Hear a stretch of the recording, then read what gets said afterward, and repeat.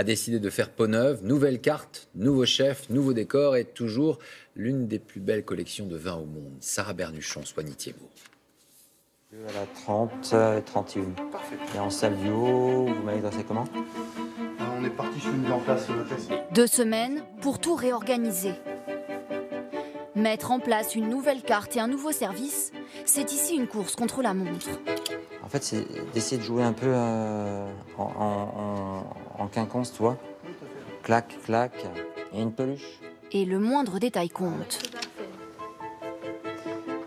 Et une petite peluche. C'est en fait ici, quand tu mets madame ici. Et madame ici, t'as la vue sur monsieur. Et tout son travail. C'est la première fois, Stéphane, que la Tour d'Argent ferme? Fermer 15 jours pour repenser une expérience, c'est la toute première fois. C'est du réglage de Formule 1. Là, on est aux essais. Le Grand Prix commence mardi, premier service. La Tour d'Argent, c'est selon la légende l'un des plus anciens restaurants au monde. Une auberge ouverte en 1582 face à Notre-Dame, devenu un restaurant mondialement connu pour sa spécialité. Monsieur Terrail, le canard au sang de la Tour d'Argent, c'est une recette qui remonte à combien de temps? Oh là là, très très longtemps, et pour marquer cette grande date, il a numéroté le canard depuis 1890.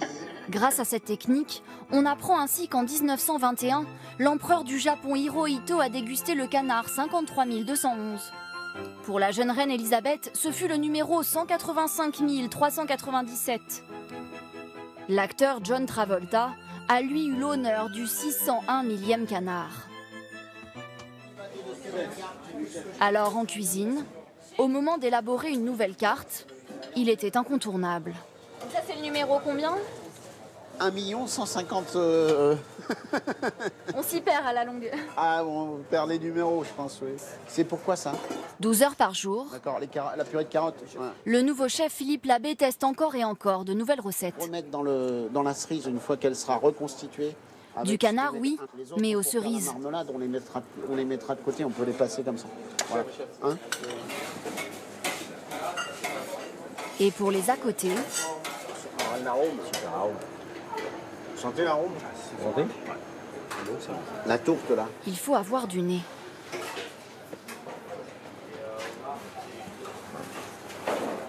Un pain naturel avec le levain, normalement on doit sentir une certaine acidité, même au nez, comme ça.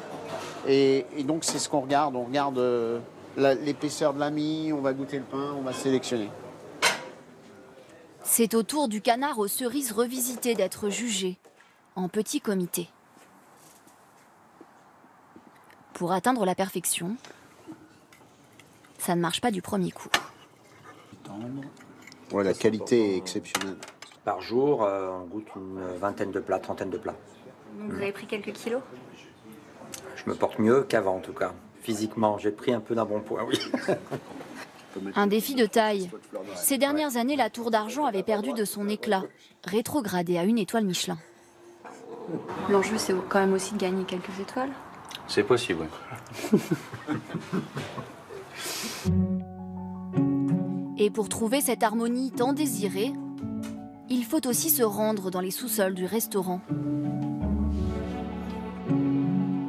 à la recherche de la bouteille parfaite. Je pense qu'il faut se laisser un peu se guider par les sommeliers qui ont tous goûté les plats. Elle pèse combien, cette nouvelle carte? Là, la nouvelle carte pèse 8 kilos, 400 pages.